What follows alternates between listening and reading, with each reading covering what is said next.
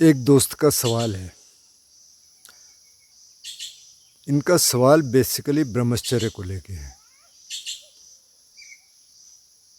तो इनका सवाल ये है कि अब हम गृहस्थ जीवन में हैं, तो हम पत्नी से अलग तो रह नहीं सकते हैं, मतलब उसके साथ हमारा शारीरिक संबंध तो रहेगा। तो फिर ब्रह्मचर्य का पालन कैसे करें? लंबा चौड़ा कमेंट है। उस कमेंट में उन्होंने ये भी कहा है कि आप तो बहुत हम्बल हैं, बहुत अच्छी तरीके से चीज़ों को लेते हैं। किसी और का भी कमेंट था कि आप नेगेटिव कमेंट को भी बहुत अच्छी तरह लेते हैं और उसे बहुत अच्छी तरह व्यक्त करते हैं। अब किसी और का कमेंट था, उन्होंने मेरी तुलना जो आनंद गुरु जी हैं, जो मेरे बड़े भाई भी हैं, गुरु जी भी हैं, उनसे की है कि देखो वो आदमी कितने हम्बल हैं। आनंद जी को कहा है हैं वो, और ये आदमी कितना एरोगेंट है, मतलब कितना घमंडी है और कितना सरकास्टिक है, कितना व्यंग्य है। तो मैंने वो कमेंट पढ़ा, फिर मैंने थोड़ा सा रिफ्लेक्ट किया। मैंने कहा यार ऐसा है क्या? तो व्यंग्य तो होगा, क्योंकि व्यंग्य तो आ जाता है, लेकिन यार घमंड तो मेरे को नहीं लगा। मतलब मेरे में काहे का घमंड होगा? मैं कोई स्कॉलर नहीं हूँ। मैं तो बार बार कहता हूँ मैं कोई स्कॉलर नहीं हूँ, मैं स्टूडेंट हूँ। मैं थोड़ा बहुत पढ़ाई कर रहा हूँ, थोड़ा सा मेरे को इस डिसिप्लिन का पता है, थोड़ा सा जो जितना मैंने पढ़ाई की है और मैं शेयर करना चाहता हूँ। कोई ऐसा नहीं है कि मैं कोई फेमस बनना चाह रहा है या कुछ कोई और मोटिव है। मोटिव ये है कि शेयर कर सकें, किसी मदद हो सकती है, अच्छा है।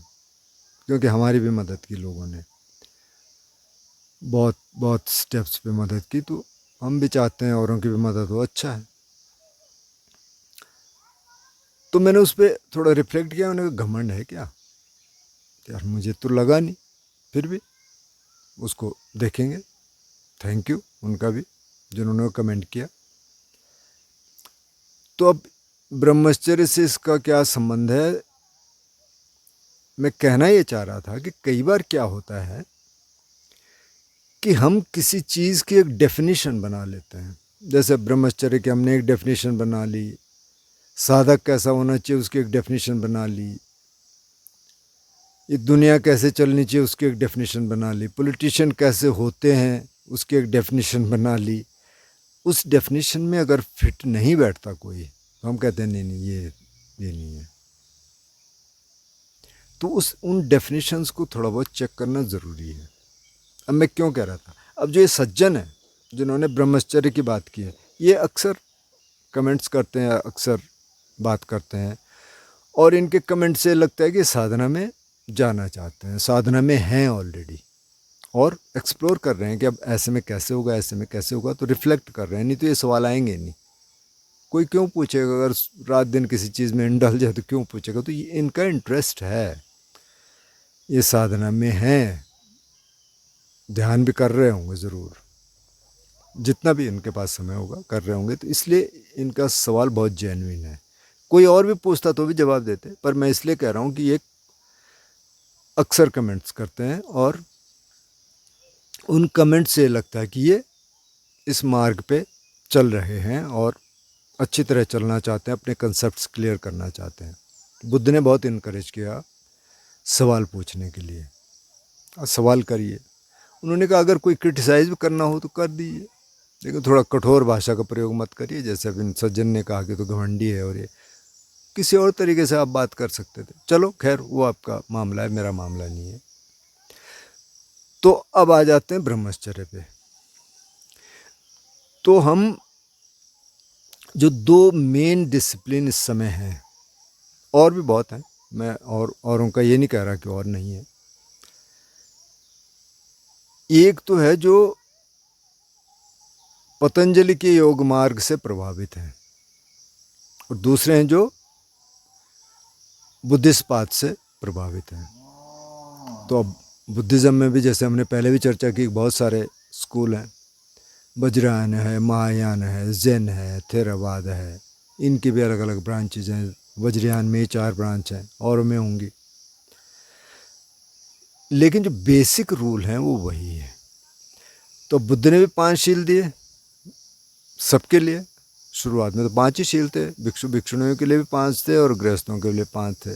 बाद में थोड़ा और बन गए भिक्षु भिक्षुणियों के लिए, लेकिन गृहस्थों के लिए 5 ही हैं। तो मेन 5 ही शील हैं। कहने का मतलब ये है, हिंसा नहीं करेंगे, चोरी नहीं करेंगे, व्यभिचार नहीं करेंगे, झूठ नहीं बोलेंगे और नशा नहीं करेंगे।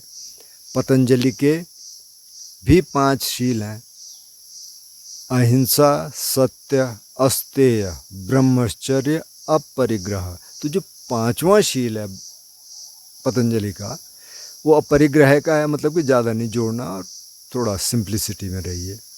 अब बुद्ध के मार्ग में सारी सिंप्लिसिटी है। वो कहते हैं कि सिंपल रहो, हर तरह से आचार व्यवहार, आपका रहना खाना सब सिंपल होना चाहिए। तो इसलिए उन्होंने अपरिग्रह का अलग से शील नहीं रखा, पतंजलि ने रखा। लेकिन हमारा जो मतलब अभी इस बातचीत से है वो है बुद्ध का जो तीसरा शील है और पतंजलि का जो चौथा शील है, जो ब्रह्मचर्य की बात करता है। तो पतंजलि साहब ने ब्रह्मचर्य शब्द का उपयोग किया और बुद्ध क्या कहते हैं, कामेषु मिच्छाचारा, मतलब व्यभिचार नहीं करना, काम में व्यभिचार नहीं करना है। उन्होंने ये कहा गृहस्थों के लिए। अब जो भिक्षु भिक्षुणी है तो उनके लिए तो ब्रह्मचर्य है, वो तो गए इसलिए। लेकिन जो गृहस्थ हैं उनके लिए उन्होंने कहा कि मिथ्या आचरण नहीं करना। मिथ्या आचरण क्या है? मिथ्या, इसकी बात हम कर चुके हैं कि भाई किसी आपका एक स्त्री से संबंध है, मतलब एक स्त्री और एक पुरुष का संबंध मान्य है, आप किसी और से रिलेशन न बनाए। अगर आपका ऑलरेडी आप रिलेशनशिप में है या किसी से आप ज़बरदस्ती नहीं है, आप माना रिलेशनशिप में आप ज़बरदस्ती कर देते हैं किससे, वो मिथ्या आचरण हो जाएगा। अगर कंसेंट से है, आप शादीशुदा नहीं भी हैं, आपकी दोस्ती है, तो वो मिथ्या आचरण नहीं है। तो वो है, क्योंकि वो तो हमारे जीन में है, वो आएगा एक एज में, बहुत ज़्यादा आएगा, 20s 30s 40s, हो सकता है कभी 50s में भी, लेकिन धीरे धीरे वो कम हो जाता है अपने आप ही। और अगर आप काम करेंगे थोड़ा और भी पहले भी कम हो सकता है। लेकिन पतंजलि ने अब कहा कि ब्रह्मचर्य, तो जो पतंजलि के सिस्टम को ज़्यादा फॉलो करते हैं, तो हमारे यहाँ एक ब्रह्मचारी की परंपरा रही है, अभी भी है। रामकृष्ण मठ के आपको बहुत ब्रह्मचारी मिल जाएंगे, विवेकानंद केंद्र का एक सिस्टम है, वो भी रामकृष्ण मठ से ही निकला हुआ है, उसमें बहुत ब्रह्मचारी मिल जाएंगे। और कई वैदिक परंपराएं हैं जिनमें ब्रह्मचारी हैं, जो मतलब सन्यासी पूरे नहीं हैं, वो अपने को सन्यासी नहीं कहते वो, लेकिन वो ब्रह्मचारी हैं। ऑलमोस्ट आप कह सकते हैं कि ये भी सन्यासी हैं, लेकिन वो सन्यासी नहीं कह रहे हैं, वो कह रहे हैं कि हम ब्रह्मचारी हैं। तो ब्रह्मचर्य का पालन करते हैं, वो किसी भी तरह का सेक्स नहीं करते। लेकिन अब जो गृहस्थ हैं, तो बुद्ध ने क्या कहा? बुद्ध ने ये नहीं कहा कि आप मत करो कुछ भी। अब स्त्री पुरुष हैं, साथ में रह रहे हैं, तो भैया वो तो करेंगे ना, बच्चे भी पैदा करेंगे, उसके बाद भी वो एक्सप्रेशन है, तो सेक्स तो होगा, उसके लिए उन्होंने मना नहीं किया। तो ये ब्रह्मचर्य गृहस्थों के लिए नहीं कहा, गृहस्थों के लिए कहा कामेषु मिच्छाचारा। लेकिन अब क्योंकि हमारे में तो अब पतंजलि का भी उतना ही हैवी है ना, मतलब वो भी हैवी है। आज बहुत सारी आवाज़ें आ रही क्योंकि बच्चे साथ जंगल घूमने आए, समर की छुट्टियां हो गई, तो अच्छा है, चलो वो एंजॉय कर रहे हैं, गाने गा रहे हैं उधर, हो सकता है आप तक भी कुछ आवाज़ आ रही हो। तो कामेषु मिच्छाचारा तो अब मार्ग में आप कह रहे हैं कि आप मार्ग में चल रहे हैं, तो आप इस सिंपल रखिए, आप ध्यान करिए जितना आपसे हो सकता है। अगर आप जॉब वाले होंगे तो इतना समय नहीं भी मिलता होगा, चलो 20 मिनट मिल जाए, रोज़ 20 मिनट मिल जाए बहुत है। उसको आप थोड़ा सा बढ़ाने की कोशिश करिए, जैसे कभी छुट्टी है तो चलो 30 मिनट कर लेते हैं, 45 मिनट कर लेते हैं, कहीं जाना नहीं है तो 20 मिनट 30 मिनट रखिए। शील का पालन करिए, 5 शील। तो हिंसा नहीं करेंगे, चोरी नहीं करेंगे, व्यभिचार नहीं करेंगे, झूठ नहीं बोलेंगे और नशा नहीं करेंगे, काफ़ी है। अगर इतना आप कर पाए तो काफ़ी है। तब आप इस ब्रह्मचर्य को ऐसा मत समझिए कि बस हमको तो बस अलग रहना है, क्योंकि अब इन्होंने कहा है कि अब भाई कोई विवाहित है और पुरुष तो चाह रहा है ब्रह्मचर्य का पालन करे, स्त्री नहीं चाह रही तो क्या करे। बिल्कुल सही बात है, क्योंकि आप विवाहित हैं तो वो भी एक कमिटमेंट है आपका, और बुद्ध ने उसके लिए मना नहीं किया। अब बुद्ध के ज़माने के उदाहरण देख लेते हैं। अनाथ पिंडक और विशाखा, इनके दो बहुत बड़े डोनर थे, दोनों गृहस्थ थे। विशाखा शादीशुदा थी और ये दोनों ही किसी स्थिति में थे इनलाइटनमेंट की, निर्वाण के कुछ स्थितियों में थे। अनाथ पिंडक को कहते हैं ये पहली स्टेज पे थे सोतापन्न की, और विशाखा को तो शायद अनागामी कहते हैं, तो मतलब तीसरी स्टेज पे जो बहुत ऊंची स्थिति है। अरंत नहीं थे लेकिन उस स्थिति में थे। तो बुद्ध ने ये भी नहीं कहा कि तुम इधर आ जाओ भाई भिक्षु बन जाओ, क्या रखा है इसमें, ऐसा कुछ नहीं बोला। ठीक है चल रहे हैं, तो मार्ग पे चल रहे हैं, और ये ऐसी स्थिति में, बहुत ऊंची स्थिति में, मतलब सोतापन्न की स्थिति, पहली स्थिति, वो बहुत ऊंची स्थिति है। अभी पता नहीं कोई सोतापन्न आसपास होगा भी नहीं, होगा शायद, कम से कम श्रीलंका थाईलैंड में मेरा को लगता है कि होगा कोई ना कोई। लेकिन आप ये समझिए कि सोतापन्न की स्थिति इनलाइटनमेंट की पहली स्थिति है, निर्वाण की पहली स्थिति है। उसके बाद वो कहते हैं ये इरिवर्सिबल पाथ है, मतलब कि आप वहाँ से लौट नहीं सकते। ऐसे नहीं कि आप फिर से पृथकजन बन जाएं, जो कहते हैं बार बार पृथकजन, मतलब कि अभी कोई झलक नहीं मिली, वो आगे चलेगा। तो इसमें जो मैंने कहा, बुद्ध के ज़माने में बहुत सारे ऐसे साधक थे जो गृहस्थ थे, बहुत सारे जो पहली स्टेज पे थे, सोतापन्न थे, सकदागामी थे, अनागामी थे, बहुत बड़ी मात्रा में। तो ये एक इंटरेस्टिंग डायलॉग है। एक वाचक होता है जो कई बार बुद्ध के पास आते हैं और आखिर में शायद ये भिक्षु बन गए थे, लेकिन कई इनके डायलॉग हैं जब ये अभी बुद्ध की परंपरा में नहीं है, लेकिन घूमते फिरते ऐसे लोग मिलते रहते थे एक दूसरे की परंपराओं से, अभी भी मिलते होंगे। तो बुद्ध के पास आते हैं कि भंते जी आप ये बताइए कि जो आपके भिक्षु हैं इनमें से कितने अरहंत होंगे। तो बुद्ध कहते हैं कि भाई एक नहीं, दो नहीं, 10 20 नहीं, हजारों हैं। अच्छा जो भिक्षुणियाँ हैं इनमें कितने अरहंत होंगे। तो फिर से वैसे एग्जाम्पल देते हैं, वही बताते हैं कि 1 2 50 100 नहीं बल्कि हजारों हैं। तो बोले अच्छा भंते जी, तो जो गृहस्थ पुरुष हैं उनमें कितने अरहंत होंगे। तो बोले ऐसा वाचक होता 1 2 नहीं, 50 60 100 1000 नहीं बल्कि हजारों हैं जो सोतापन्न है। अब अरंत नहीं बोला है, जो सोतापन्न है। तो बोले भंते जी ऐसे कितने होंगे पुरुष जो सोतापन्न है। वो तो बोले 1 2 नहीं हजारों हैं। अच्छा ऐसे कितने होंगे स्त्रियां जो सोतापन्न है।